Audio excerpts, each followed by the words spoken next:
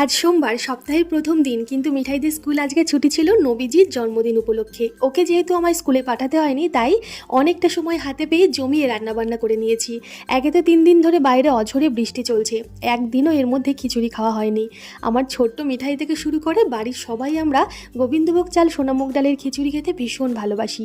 আর ওই খিচুড়িটা যদি একটু পাতলা পাতলা হয়, সেটা তো আরও ভালো লাগে খেতে। সবার পছন্দ মতো আজকে একটু গোবিন্দভোগ চাল, সোনামুগ ডাল, একটু চিনেবাদাম, আলু দিয়ে বানিয়ে নিয়েছিলাম খিচুড়ি, যার মধ্যে জিরে, তেজপাতা, শুকনো লঙ্কা ফোড়নে দিয়েছিলাম।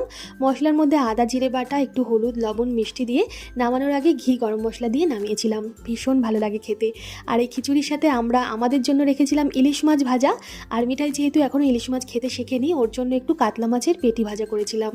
সাথে ছিল বেগুন ভাজা, চালের পাঁপড় ভাজা, আর মিষ্টি মুখের জন্য একটু আমের চাটনি ছিল। আর 1 গ্লাস জল তো ছিলই। কেমন লাগলো আজকের লাঞ্চের থালার আইডিয়া? অবশ্যই একটা কমেন্ট করে জানাবেন। ধন্যবাদ।